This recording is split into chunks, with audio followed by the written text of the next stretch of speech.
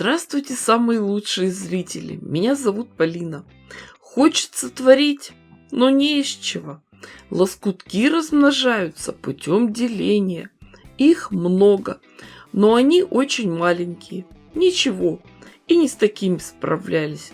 Это остатки, обрезки, которые остаются в мусорной корзине у каждой швеи. Но мы же художники. Все лоскутки разберем по цвету. Синие, красные, желтые, зеленые, оранжевые. Вся палитра.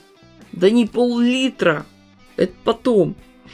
Так, теперь объясняю, зачем нужна бумага. Заготовки будем проутюживать с паром. Так вот, бумага не даст горячему пару просто уйти в гладильную поверхность.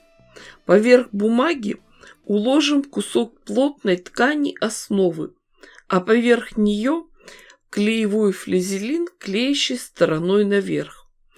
А теперь начинается самое интересное. Все лоскутки готовы. И еще нам нужна клеевая паутинка. Мелко ее нарежем. Определим место, где будет центр нашей композиции, и приступим к работе. Дело это творческое и не быстрое. И каждая мастерица выкладывает свой узор, свою картинку. Конечно, при работе с мелкими обрезками не обязательно использовать клеевые материалы. Можно спокойно обойтись и без них.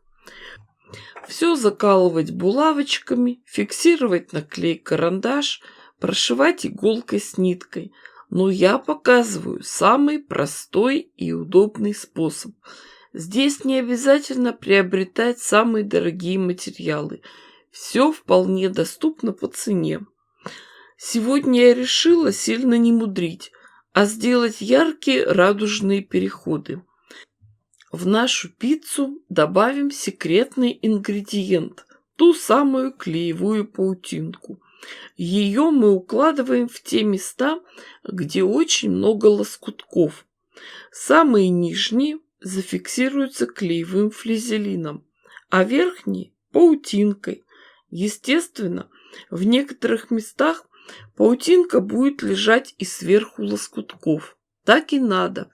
Она крепче приварит все слои ткани. Когда мы довольны раскладкой, закроем нашу пиццу куском фатина, тюля или органзы. Смотрите сами, что у вас есть подходящее. Я одно время пользовалась пышным подъюбником от детского нарядного платья. У меня в основе лежит клеевой флизелин, который работает только влажным. Поэтому всю конструкцию закрываем мокрой марлей, ставим утюг и держим несколько секунд.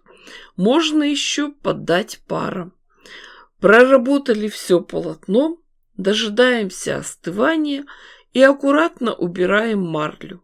В принципе, очень хорошо все получилось. Наш клеевой флизелин работал во все стороны, и даже ткань основы тоже к нему приварилась. Прекрасно. Можно обойтись и без булавок. Не люблю с ними работать, постоянно укалываю пальцы. Немного подрежем, уберем торчащие лоскутки. Но сами понимаете, что вся заготовка держится буквально на соплях, и ее надо обязательно прошить, простегать.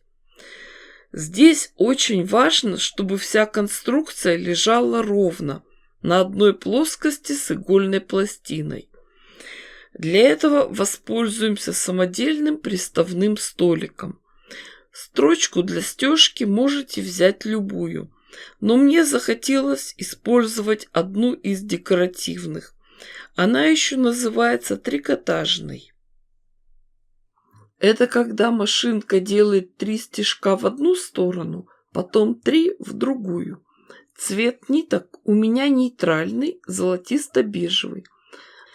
Заготовку надо часто прошить, чтобы все мелкие лоскутки были закреплены.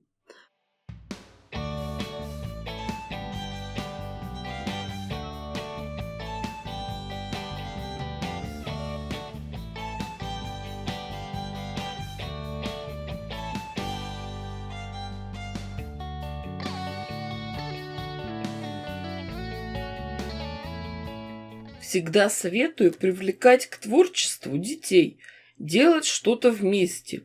Пусть они будут рядом, хотя бы помогают раскладывать лоскутки. А сегодня у меня помощница. Подруга зашла в гости со своей дочерью, будущая хозяюшка. И очень пригодился растущий стул «Павлин» от мебельной фабрики «Кузя». Когда собирали этот стульчик, ориентировались на ребенка чуть меньше ростом, но нижнюю ступеньку очень легко переставить немного пониже, и такой стул будет расти вместе со своим хозяином. Когда все прошили, заготовку проутюживаем и подравниваем края. И намечаем размер нужной нам детали. Лишнюю ткань отрезаем. Ну скажите, разве мы можем обойтись без старых джинсов? Я думала, что уже все изрезала, но мне еще принесли несколько штук. Мне повезло, в этих джинсах прямые широкие штанины. Ориентируясь на цветной верх, вырезаем такую же джинсовую деталь.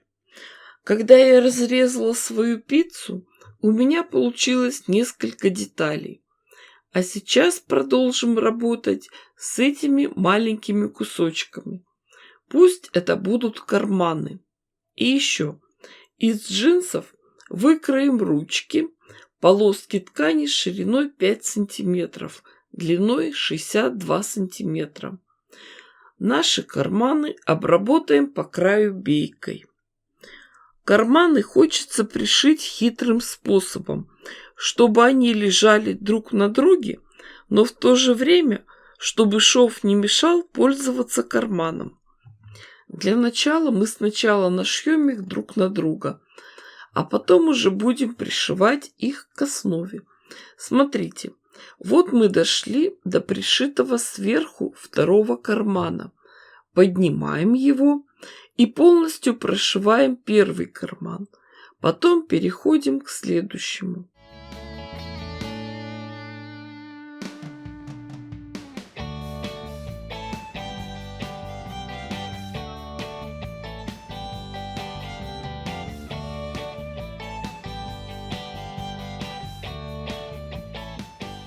Вот теперь готовы обе стороны сумки. Ткани у нас плотные, не каждая швейная машинка возьмет такую толщину.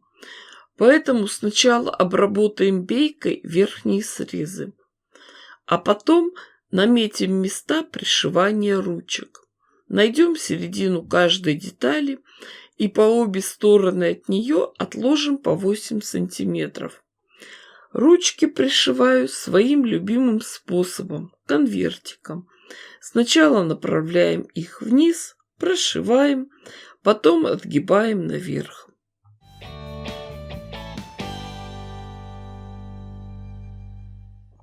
Соединяем две части сумки между собой. Сложим обе детали вместе и прошьем по периметру с лицевой стороны. Срежем лишнюю ткань близко к строчке, отрежем углы и все вывернем, а потом поправим все швы и прошьем еще раз.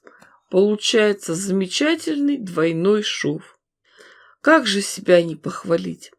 Обязательно пришьем этикетку «Сделано с любовью» с названием канала и оформим углы. И готова прекрасная, яркая и нарядная сумка-шопер.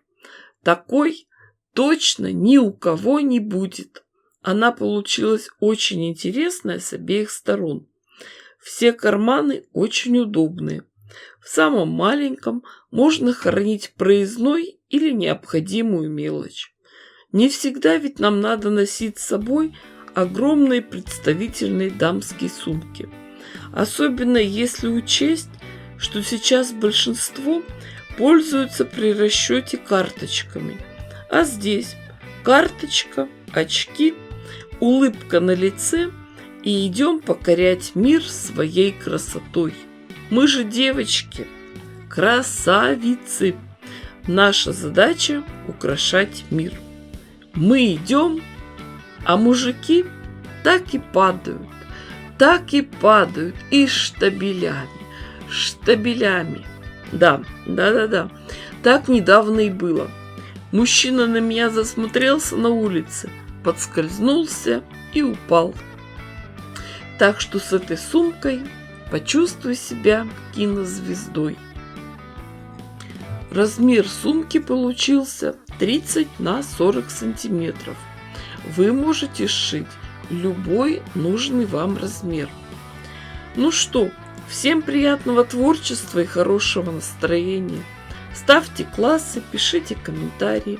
Кто еще не подписан, обязательно подпишитесь, чтобы не пропустить мое новое видео. С вами была Полина. Всем пока-пока и до скорых встреч!